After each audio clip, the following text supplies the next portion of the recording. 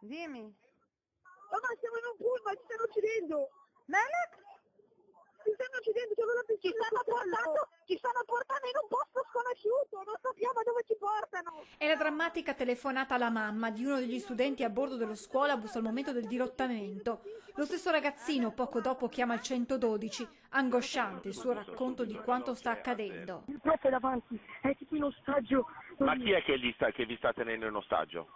Il guidatore ha un coltello in mano, veloce, c'è per terra della benzina, non riusciamo più. Mi servono altre indicazioni. Certo signore, però la prego, chiama qualcuno, non è un film questo. Sì, stai tranquillo.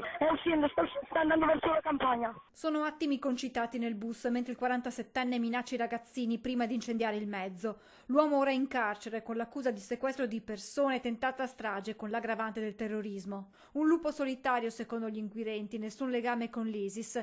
Dietro al gesto, stando a quanto si sta ricostruendo, l'intenzione di richiamare l'attenzione sui tanti migranti morti durante le traversate.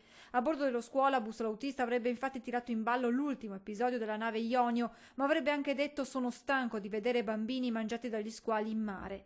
Si è sfiorata la strage a Milano e la vicenda alza la tensione e ripropone il rischio terrorismo anche in Italia. È un caso isolato, non rappresentano i immigrati di origine musulmana, quindi dobbiamo lavorare molto sul dialogo, su come dobbiamo camminare insieme. Dialogare andando nella stessa direzione, secondo Kezraji, la parola d'ordine in un momento delicato come questo. Da una parte e dall'altra parte ci sono persone che in qualche modo vogliono lavorare per creare questo conflitto, questa lontananza, e noi dobbiamo stare molto attenti. La comunità musulmana è sempre pronta a collaborare con le forze dell'ordine, aggiunge poi Kezraji. I nostri figli frequentano le scuole, siamo a 360 gradi spalmati sulla società italiana, e quindi io vedo che tocca l'Italia, tocca a noi.